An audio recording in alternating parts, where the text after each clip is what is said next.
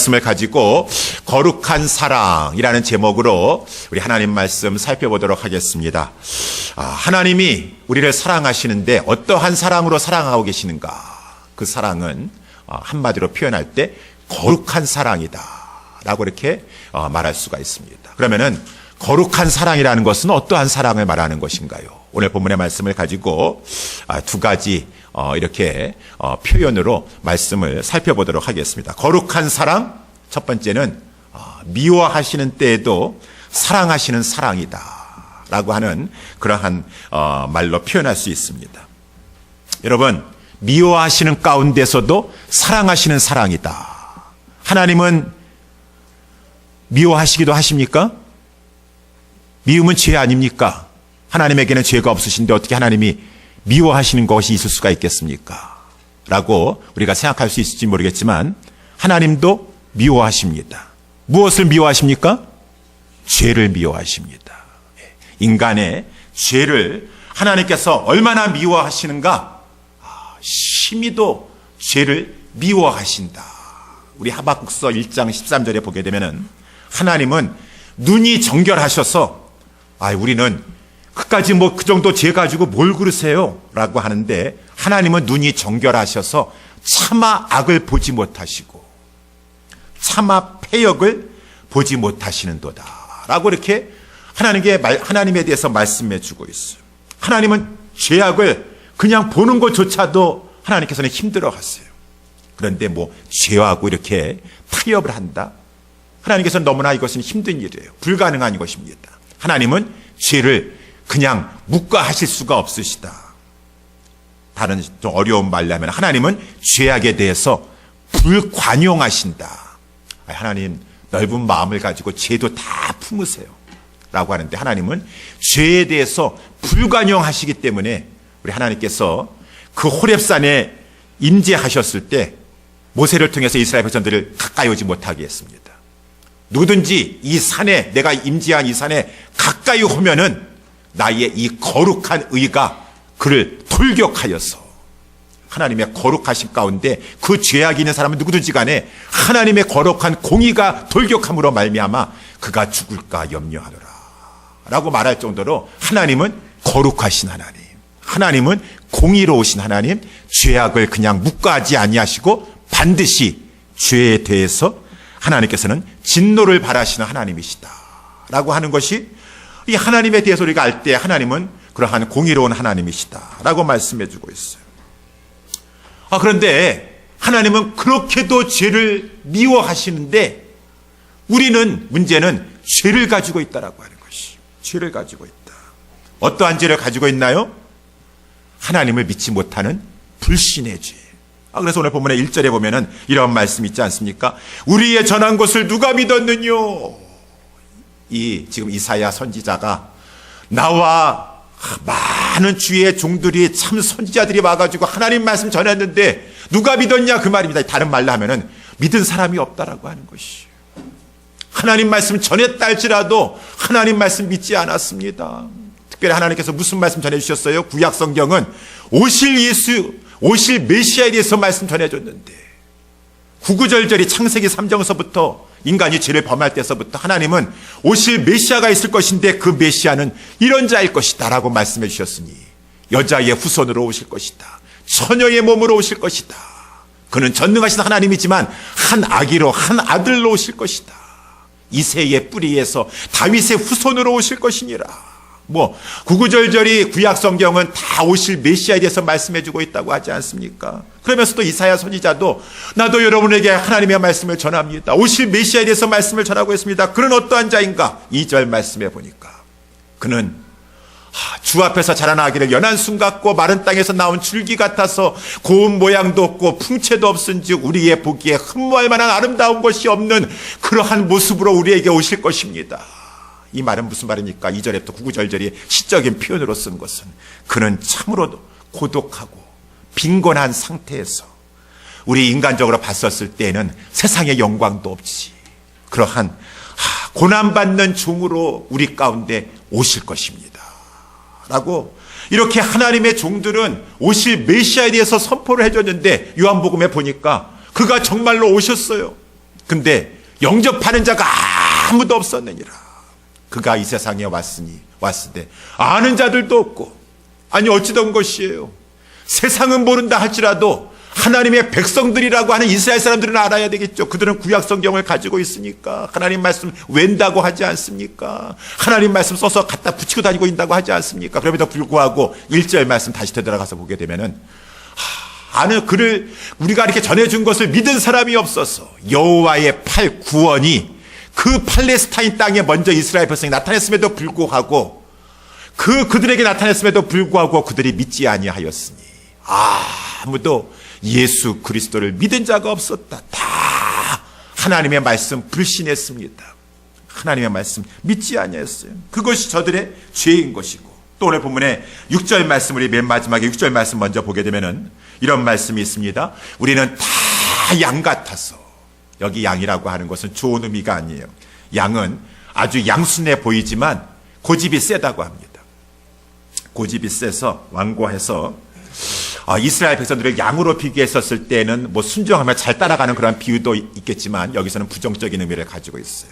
목이 곧고 하나님 말씀에 아주 순종하기 힘들어하는 이스라엘 백성들의 완고함을 말해주고 있는 것이에요. 우리는 다 양 같아서 하나님께서 이쪽으로 와라 이리로 와라, 하나님이 목자가 되어주셔서 목자인 종들을 보내주셔서 이리 와라 라고 해도 햄에도 불구하고 아니에요.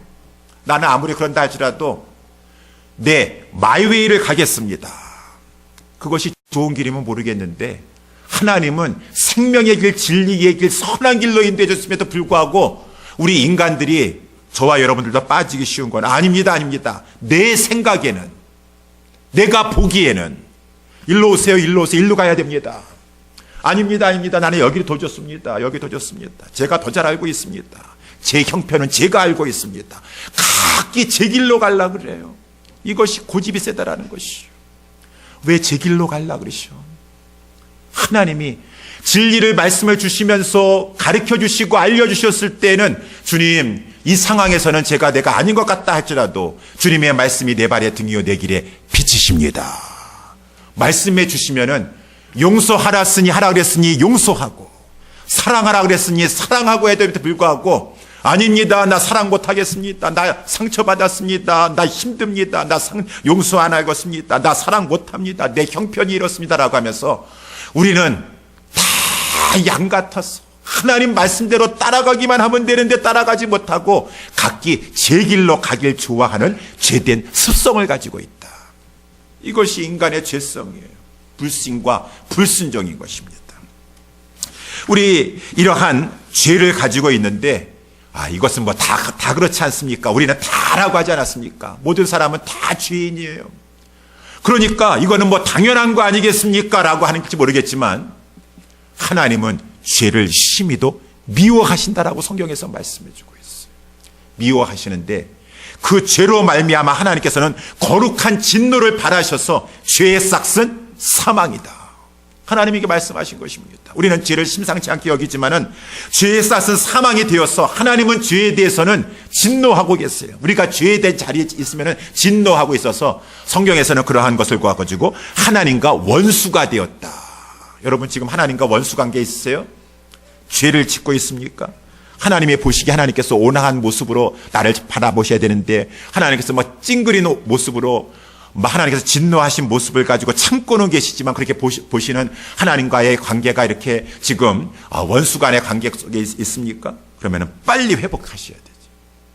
평화가 없어요. 하나님과 이 세상에 그 누구와 화목하지 못하여서 어떻게 하나님과 화목하지 못하고 있는가? 우리 인간이, 죄된 인간이 하나님과 화목하지 못하고 하나님과 원수 관계에 있었다. 그리고 우리 인간은 그 죄로 말미암아, 불신과 불순종의 죄로 말미암아 오늘도 우리 찬양을 하는 데 있어서 고단한 인생길, 고단한 인생길이십니까?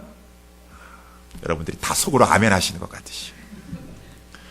목사님, 젊었을 때 모르는데 살면 살수록 이 인생길이 정말 태산을 넘어 홍곡을 지나는 것 같습니다. 고단한 인생길입니다. 힘든 것도 너무나도 많고 이 몸 하나 추스르기도 힘들고 자꾸 이제는 죽을 날이 가까우니까 아픈 데도 많고 나사가 고장나고 자꾸 이렇게 힘들어집니다. 고단한 인생길. 왜 그렇습니까? 죄 때문에 그런 것이죠. 죄로 말미암아 우리 하나님께서 창세기 17장에도 말씀해 주고 있는 것처럼 아담이 그 하와와 함께 에덴 동산에서 누렸던 그 풍요로운 삶 다 빼앗겨 버리고 땅은 엉겅퀴를 내니까 먹고 살기가 힘든 것이에요. 땅을 파고 땀을 흘려야지 겨우겨우 먹고 살 수 있는 그러한 이 세상의 고단한 인생길 살아가고 있다라고 하는 것입니다. 고단한 인생길 살아가고 있고. 그래서 여기 오늘 본문에 보니까 질고와 이 강고, 이 모든 것을 다 인생의 고난과 슬픔을 말해주고 있어요. 나중에 그것을 예수님이 왜 인생에 죄도 없으신 분이 우리는 죄인이기 때문에 마땅히 죄에 싹신 그러한 이 세상에서 질고와 고난을 겪고 강고를 겪으며 살고 있는 것이지만 예수님이 왜 담당하셔야 됩니까? 우리 계속해서 말씀을 살펴보겠지만. 근데 고단한 인생길, 이 죄 많은 인생길 세상에서 살아가는 것만 해도 힘든 것인데 결국은 한 번 죽는 것은 하나님에게 정하신 것이요. 그 후에는 끝나는 것이 아니라 이 고단한 인생길 죽음으로 마감하는 것이 아니라 더 큰 무서운 이 고난이 우리의 가운데 슬픔이 기다리고 있도다. 죄인에게는 영원한 사망에 들어가게 되는 것이죠. 이것이 하나님은 거룩하신 하나님이시기 때문에 죄에 대한 싹쓸 인간이 치르게 반드시 하나님께서는 하신다라고 하는 것입니다. 그러니 우리에게는 이 죄를 가볍게 여길 수가 없는 것이요. 이 공고한 이 사망의 몸에서 누가 나를 건져주랴. 하나님은 거룩한 하나님이신데 하나님은 죄를 용납하지 아니하시는 하나님이시고 나는 죄인 가운데 살고 있고 나에게는 이러한 죄성이 있어서 내 고집대로 하려고 하고 내 하나님을 믿지 못하는 이러한 죄된 속성이 있도다. 그런데 우리에게 복음이 있습니다. 그것은 하나님은 거룩하시기도 하시지만 한편 하나님은 사랑의 하나님이시다 라고 하는 것이, 하나님은 죄는 그렇게 미워하시지만 너무나도 감사한 것은 죄인은 불쌍히 여기셨어. 하나님께서 긍휼을 베풀어 주시고 사랑을 베풀어 주시는도다 라고 하는 것이 성경의 말씀 아니겠습니까? 그래서 하나님에게는 이 두 가지가 있어요. 공의의 하나님이신가 아울러 사랑의 하나님이 있어요. 이 두 가지가 하나님의 마음속에 있는데 여러분들도 그런 마음이 있습니까? 우리 작년에 12월 한 중순경에, 그러니까 한 3개월 좀 전에서인데 제가 신문에 봤었더니만은 한국에 이러한 일이 있었어요. 38살 먹은 남자가 전과도 있었다 그래요. 이렇게 고단한 인생길 살아가는 동안에 힘들어서 그만 이제는 아무것도 할 일이 없고 38살 먹도록 집에서 그냥 빈둥빈둥 TV만 보면서 누워서 그냥 놀고만 있는 것이에요. 그러니까 이 어머니가 보기에 너무 답답합니다. 답답하고 어머니도 힘들고 하니까 하루는 막 그 아들을 혼을 냈어요. 어머니가 가만히 있지 말고 좀 나가서 뭐라도 해라. 어떻게 가만히 앉아가지고 누워서 TV만 보고 있느냐. 어머니 잔소리가 너무 싫었어요. 그래서 아들이 어머니한테 대들었습니다. 잔소리 그만하세요. 나도 힘듭니다. 그러니까 이제 막 이 모자지간에 서로 힘든 것 가운데 막 싸우게 되었어요. 그만 몸싸움까지 가는 동안에 어머니가 얼마나 그 아들이 미웠으면, 다 큰 아들인데 뺨을 두 대 때렸대요. 그랬지만 아들이 화가 났어요. 내 인생도 지금 힘들고 어려운데요. 엄마가 다 큰 아들을 가지고 때리고 잔소리하고. 그만 참지 못하고 어머니를 마구 폭행하고 그만 선을 넘어가지고 그 칼을 휘둘러가지고 어머니를 찔렀어요. 어머니가 그 휘두른 칼에 찔림을 받아가지고 거기서 막 피를 흘리면서 집안에서 의식을 잃어가면서 막 죽어가고 있는데 아들은 그 어머니를 내버려 두고서는 도망가려고 그랬습니다. 그때 그 죽어가면서 어머니가 마지막으로 아들에게 한 말이 있어요. 얘야, 너 옷 갈아입고 도망가라. 옷 갈아입고 도망가라. 너 지금 옷에 내 피 묻어 있어가지고 그 피 묻은 옷 입고 가면은 잡히니까 너 옷 갈아입고 도망가라. 그 어머니, 자식이 자기를 찔렀는데 그 상황 속에서도 마지막 죽어가면서 그 아들 불쌍하니까 그 어머니가 할 수 있는 말은 너 옷 갈아입고 도망가라 라고 이렇게 말을 했다 그래요. 오늘 말씀에 비추어 봤을 때 이것이 하나님의 거룩한 사랑이라고 하는 것의 일면을 보여주고 있습니다. 죄를 지었기 때문에, 그 죄성을 버리지 못하기 때문에 하나님은 그 죄성에 대해서 책망하지 않을 수가 없으세요. 그렇지만 그 책망하는 하나님은 결코 그 자녀와 같은 그 당신의 백성을 버리실 수가 없으셔서 우리 호세아서 11장 8절 9절에 에브라임이여 내가 어찌 너를 놓겠느냐, 이스라엘이여 내가 어찌 너를 버리겠느냐, 내가 어찌 너를 이드마같이 놓겠느냐, 어찌 너를 내가 스보임같이 두겠느냐. 여기 이드마나 스보임이라는 것은 소돔과 고모라를 멸하실 때 하나님께서 같이 멸한 그 타락한 성읍들을 말해주고 있어요. 저들은 내가 멸할 때 할지라도 에브라임이여 내가 택한 나의 백성들이요 내가 어찌 너를 놓겠느냐, 너는 이제 내 자식 아니다 라고 어찌 내가 너를 버리겠느냐. 우리 하나님께서는 이 어찌라고 하는 이 말을 4번씩이나 한 문장에서 사용하시면서 나는 도저히 그렇게 할 수가 없다, 나는 공의로우신 거룩한 하나님이기 때문에 죄에 대해서는 벌을 하지만 그렇다 할지라도 내 사랑하는 백성을 버릴 수가 없노라 라고 하는 것이 우리를 향하신 하나님의 마음인 줄 믿으시기 바랍니다. 하나님의 마음이었어요. 그래서 우리 하나님께서 거룩한 사랑을 나타나셨으니 그 거룩한 사랑은 제가 처음에는 미워하는 가운데서도 사랑할 수밖에 없는 사랑이고, 거기에 더 보태서 두 번째는 거룩한 사랑은 어떠한 사랑입니까? 대속의 사랑이다. 여기까지 표현해야 돼요. 대속의 사랑이다. 우리를 위해서 대신 속죄하여 주신 사랑이다 라고 하는 것입니다. 그래서 이제 오늘 본문의 말씀이 그것에 대해서 말씀해 주고 있는 것이에요. 특별히 오늘 말씀 쭉 말씀해 주고 있어요. 6절 말씀 다시 한번 보면 우리는 다 양 같아서 그릇 행하여 죄를 지으며 하나님 앞에 제 길로 가고 있지만 하나님께서는 여호와께서는 우리 무리의 죄악을 죄 지은 너가 담당하라라고 하지 아니하시고, 공의 하나님께서 우리 무리의 죄악을, 하나님은 죄악은 그냥 묵과하실 수는 없지만 그것을 그에게 담당시키셨도다. 그는 누구입니까? 오늘 본문의 말씀에 그는 고난받는 여호와의 종, 여호와께서 보내신 순종하는 종으로서 하나님의 아들 예수 그리스도를 말씀해 주고 있는 것이죠. 왜 하나님은, 오늘 본문의 말씀 우리가 잘 알고 있는 말씀이긴 하겠지만은 왜 죄값을 가지고 당연히 죄 지은 사람에게 담당하라고 하셔야죠. 왜 하나님께서는 그 죄값을 가지고 그 죄 지은 죄인들에게 담당시키지 아니하시고 그 죄값을 그에게, 그 여호와의 고난받는 종에게, 하나님의 아들에게 담당시키셨나요? 하나님이 우리를 불쌍히 여기시기 때문에, 오직 예수 그리스도만이 속죄의 제물이 되어질 수 있는 죄 없으신 분이시기 때문에, 그렇기 때문에 예수 그리스도를 이 땅에 보내주시고, 예수 그리스도께서 공생애를 시작하셨을 때 세례 요한은 말했습니다. 보라, 이 세상 죄를 지고 가는 하나님의 어린 양이로다. 하나님의 어린 양은 무엇입니까? 하나님께서 그 양을 보내셨도다, 준비하셨도다. 하나님께서 그 어린 양을 우리를 위해서 주셨도다.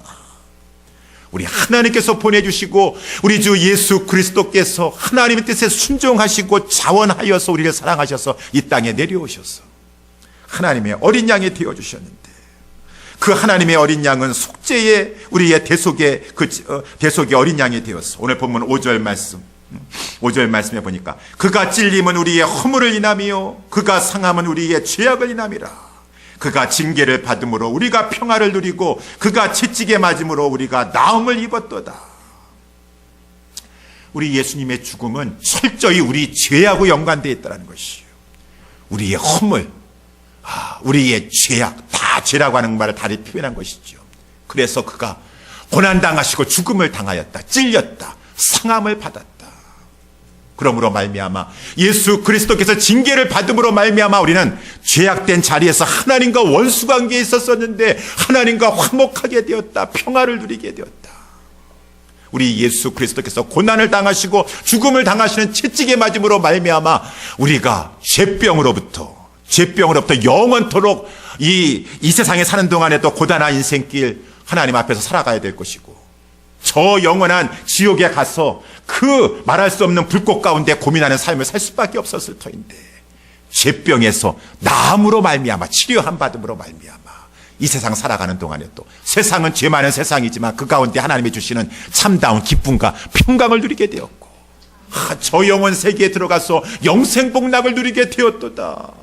이 모든 것은 하나님께서 그 보내신 당신의 어린 양 하나님의 아들에게 그 우리의 모든 죄악을 담당시키셨기 때문에, 또 그 예수 그리스도께서 우리의 모든 죄악을 담당하셨기 때문에, 여러분 한번 생각해 보세요. 하나님이 그 예수, 그 당신의 사랑하는 독생자가, 정말 사랑하는 그 성자 하나님이 십자가에서 고통당하시고 찔림당하시고 상함당하셨을 때 그 마음이 어떠셨었는가?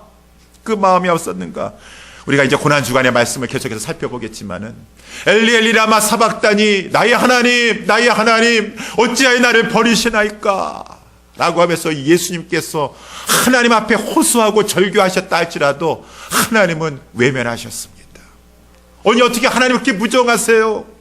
하나님 창세기에 보게 되면은 22장에 아브라함이 그 이삭을 데리고 모리아산에 올라가가지고 번제에다가 자기 아들을 붓고 나서 칼을 들어서 손을 뻗쳐서 아들을 죽이려고 하였을 때, 하나님께서는 차마 그 광경을 보지 못하셔가지고 아브라함아 아브라함아 그 아이에게 손을 대지 말아라, 아무 일도 그에게 하지 말아라. 하나님은 믿음을 보시길 원하셨지만 그 아브라함이 자기 손을 들어서 자기 자녀를 가지고 어떠한 일도 하는 것도 조금도 하나님께서는 보실 수가 없으셔서 두 번씩이나 아브라함아 아브라함아 아브라함아 내 손을 대지 말아라 라고 하셨던 그 하나님, 그 불쌍히 여기시고 긍휼이 많은 하나님께서 어떻게 당신의 그 사랑하는 아들께서 엘리 엘리 라마 사박단이라고 호소하고 외치셔도 하나님께서는 그것에 모든 우리가 짊어져야 될 그 모든 죄의 그 값을, 진노의 잔을 다 우리 예수님에게서 부으시면서 우리의 모든 죄악을 그에게 감당시키셨는가? 하나님의 사랑이 것입니다. 왜?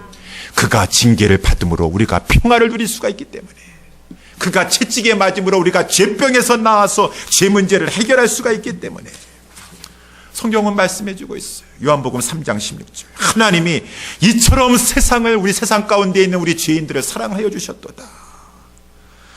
독생자를 주셨으니 이는 저를 믿는 자마다 멸망하지 아니하도록 하나님께서 우리를 구원하여 주시고 영생을 주셨느니라. 성경은 말씀해주고 있다라고 하는 것입니다.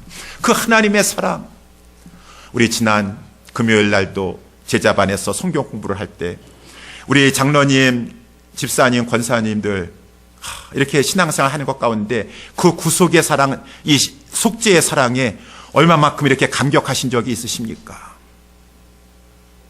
예, 옛날에 감격했었습니다. 다 감격이 있으시죠. 감격 가운데 우리가 여러분 잘 아시는지 모르겠는데 그 뇌성마비 시인 있지 않습니까? 참 보기에도 민망한 그 송명이라고 하는 그 시인은 얼마나 구구절절히 많은 찬양의 가사를 기록하였는데, 그가 쓴 그 이 복음성가 중에 이러한 찬양이 있지 않습니까? 얼마나 아프실까? 얼마나 아프실까? 하나님의 마음은 인간들을 위하여 아들을 제물로 삼으실 때. 얼마나 아프실까? 주님의 몸과 마음, 사람들을 위하여 십자가에 달려 죄물 되실 때. 얼마나 아프실까? 하나님 가슴은 독생자 주셨건만 인간들 부족하다 원망할 때. 얼마나 아프실까? 주님의 심령은 자신을 주셨건만 사람들 부인하고 욕할 때. 사람은 외모로 판단할 수 없어요. 뇌성마비와 같이 나 왜 이런 인생 살게 해주셨어요? 하나님 얼마든지 원망하고 불평할 수 있는데 자기 연민에 빠져 있는 것이 아니라 하나님을 생각하면서 얼마나 아프실까? 하나님 사랑, 하나님 마음은 독생자를 주셨건만 얼마나 아프셨을까가 아니라 얼마나 아프실까라더라. 지금도 사람들은 그 독생자 하나님 주신 것 앞에 만족하지 못하고 하나님 원망하고 불평하고 있으니 얼마나 지금도 하나님의 마음은 아프실까? 독생자를 주셨건만 인간들 부족하다 원망할 때. 여러분, 하나님이 우리에게 가장 최상의 것을, 최선의 것을 주셨습니다. 예수님 주셨어요. 예수님 주신 하나님께서 그 모든 것을 우리에게 은사로 주시지 아니하겠는가? 우리의 인생길을 인도하고 계신다는 것입니다. 하나님이 고난 당하신 것이에요. 하나님이 하나님의 아들 고난의 자리에서 그 고난을 담당하게 하셨는데 그것을 모든 것을 보시면서 다 우리 무리의 죄악을 그에게 옮기시는 그 하나님이 우리 예수님의 고난 당하신 것입니다. 아들을 주시면서 자기 자신을 주신 것이에요. 죄를 공의의 하나님이시기 때문에 하나님의 성품상 죄를 그냥 묵과하실 수가 없으셔가지고 죄에 대한 싹쓸 요구하시고 죄를 벌하셨지만 결국은 자기 자신에게 벌하신 것이에요. 자기 아들에게 벌하시며 자기 자신에게 벌하신 것이니 우리 하나님은 거룩한 사랑의 하나님이시다. 그 거룩한 사랑의 하나님이 가장 극명하게 보여주는 것이 십자가 아니겠습니까? 우리 4월은 이 고난의 주간이요, 이 부활에 있는 영광의 십자가.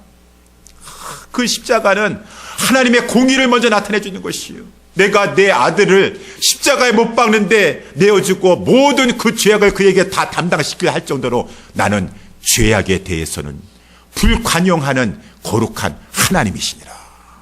십자가는 거룩한 하나님을 보여주고 있는가 동시에 또한 그 십자가는 그 우리 하나님의 말할 수 없는 무궁한 사랑을 보여주고 있는 것이에요. 그럼에도 불구하고 하나님이 이처럼 우리를 사랑하여 주시사 우리의 모든 죄악을 그에게 담당시키셨도다. 저 십자가에 예수 그리스도께서 다 담당하도록 하나님께서 허락하셨느니라. 그래서 로마서 5장 8절, 우리가 아직 죄인 되었을 때 그리스도께서 우리를 위하여 죽으심으로 하나님께서 우리에게 대한 자기의 사랑을 십자가에서 확증시켜 주셨느니라 라고 이렇게 말씀해 주고 있습니다.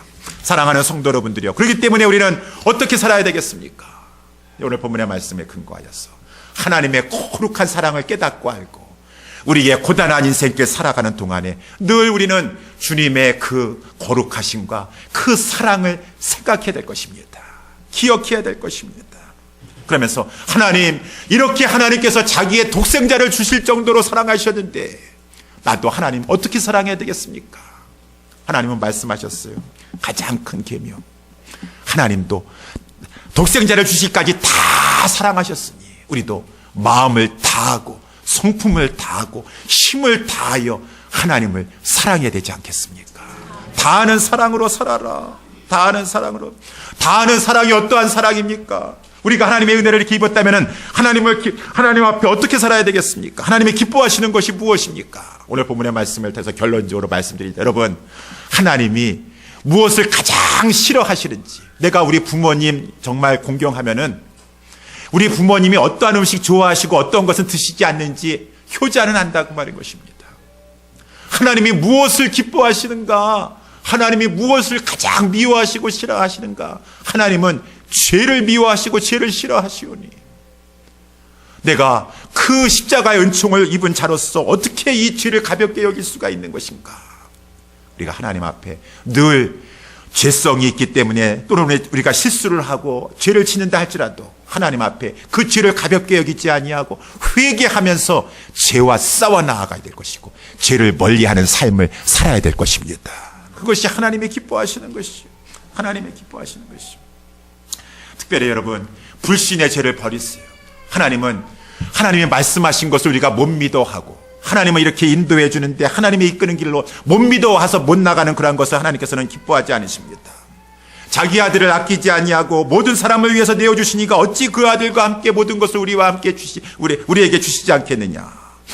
염려하고 근심하고 하나님 못 믿으니까 지난주에도 말씀 살펴보지 않았습니까? 왜 이렇게 근심 걱정하세요? 결국적으로는 그 밑바닥에 보게 되면은 내가 어떻게 합니까? 하나님께서 나 이렇게 버리실지, 하나님께서 나 안 도와주실지, 노년에 하나님께서 나 비참하게 살도록 내버려 두실지 어떻게 합니까? 그러니까 내가 염려와 근심이 많죠. 그 불신죄를 버리세요. 하나님은 우리와 영원토록 함께하여 주실 것이고 여러분의 삶 가운데 인도하여 주실 것입니다. 나의 하나님이 그리스도 안에서 영광 가운데 그 모든 것, 필요한 것들 풍성한 가운데 채워 주실 것입니다. 나의 평생의 선하심과 인자하심이 정령 따라오면서 저 영원한 아버지 집에 들어갈 때까지 하나님께서 우리를 비참한 가운데 내버려 두지 아니하시고 하나님의 특별한 뜻이 아니시자면 하나님께서는 분명히 말씀하셨어요. 두려워 말라, 내가 너와 함께함이니라. 놀라지 말라, 내 하나님이 됨이니라. 내가 너를 굳세게 하님이라. 참으로 너를 도와주리라. 참으로 나의 오른손으로 너를 붙들리라 라고 했으니 내 생각에는 안 그럴 것 같습니다. 이렇게 하지 마시고 늘 하나님 앞에서 우리의 신앙을 주님 앞에 의뢰하면서 하나님 의지하면서 근심 걱정을 물리치면서 믿음으로 살아가시길 주님의 이름으로 축원합니다. 그리고 우리 하나님 앞에 우리가 감사함으로 나오셔야 돼요. 여러분, 하나님과 화목한 관계가 열려져서 이렇게 담대하게 우리가 기쁨으로 하나님 앞에 나올 수 있도록 우리 주 예수 그리스도로 말미암아 하나님께서 화목한 길을 열어주셨어요. 막힌 담을 헐어주셨습니다. 하나님 앞에 나아갈 수 있는 길을 열어주셨음에도 불구하고 하나님 앞에 나아가는 것을 인색하다고 한다 그러면은 그거는 그 하나님의 거룩한 사랑에 우리가 하나님 앞에 보답하는 것이 안 될 것입니다. 값비싼 대가를 치러주시면서 이제 하나님과 우리와의 관계의 그 진노의 관계, 원수의 관계에서 화목한 화평한 관계로 열어주셨사오니 오늘 우리 성경에서 말씀해 주고 있지 않습니까? 그가 우리를 위해서 징벌을 받음으로 말미암아 우리가 평화를 누리게 되었다. 그 평화를 누리면서 하나님을 가까이 하시는 여러분 되시기를 주님의 이름으로 축원합니다. 그러면 마지막으로 한 가지 더 말씀드리면은 하나님은 우리에게 거룩한 사랑을 보여주셨어요. 거룩한 사랑을 보였어요. 그 거룩한 사랑 우리는 어떻게 할 수 있겠습니까? 그렇지만 우리가 주님을 본받아서 하나님을 본받아서 우리도 거룩한 사랑을 하는 삶을 살아야 될 것입니다. 우리 지난번에도 한번 말씀드렸었나요? 우리 존 스타트 목사님이 쓰신 믿음으로 사는 즐거움이라고 하는 책에 나오는 내용입니다. 실제 있었던 이야기인데 제2차 세계대전 때 우리 미얀마 동남아시아 쪽의 철로에서 그 실제 있었던 전쟁 포로들 사이에서 있었던 그러한 내용입니다. 포로들이 하루 종일 그 철로를 까는 그러한 일을 하고서는 고단한 몸을 가지고 이제 그 숙소에 돌아오게 되었어요. 숙소에 들어와서 이 철로 이 설치 작업을 했던 그 연장들을 다 반납하고 나서 이제 연장이 하나라도 부족한 것이 없어야 돼요. 다 카운트하고 나서 해산을 하고 나서 이제 돌아가서 이제 쉴 수가 있습니다. 그랬는데 해산을 하기 직전에 그 연장을 세던 일본인 병사가 막 삽이 없어졌다고 막 소리를 지르는 것이죠. 그러니까 그 포메이션 집합을 하고 있었던 그 일본인 병사가 지금 이 가운데 포로 중에 한 명이 이 연장 그 삽을 가지고 훔쳐가지고 빼돌리려고 했었구나라고 하면서 막 자수하라고 했습니다. 자수하고 빨리 나와서 벌을 받아라라고 이렇게 했어요. 아무도 안 나갔어요. 일본인 병사가 막 화가 치밀어 올랐습니다. 그가 분노가 크게 달하였을 때 모두 다 죽었어. 다 죽이고 말 거야. 라고 하면서 그가 그냥 자기의 그 총을 가지고 라이프 총을 가지고 장전한 다음에 그 맨 끝에 있는 한 사람서부터 아주 시범 케이스로 해가지고 죽이려고 태세를 갖췄습니다. 그때 이제 그 사람들 중에 포로들 가운데 아가일이라고 하는 그 크리스찬 형제가 있었었는데 그 형제가 앞으로 나왔습니다. 그러면서 내가 그랬습니다. 라고 이렇게 했습니다. 그 일본인 병사 막 이글이글 지금 분노가 들고 있는 이 병사는 사정없이 이 아가이를 내리쳤습니다. 막 말할 수 없는 그 폭행을 그에게 가하였고 그러므로 말미암아 그는 쓰러지게 되었고 피를 흘리면서 죽게 되었습니다.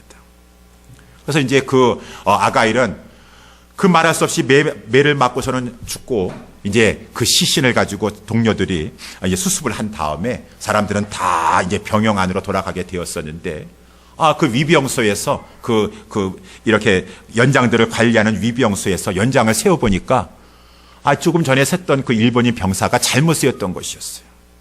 도난당한 삽은 없었습니다. 다 모든 것이 정확하게 다 있었습니다.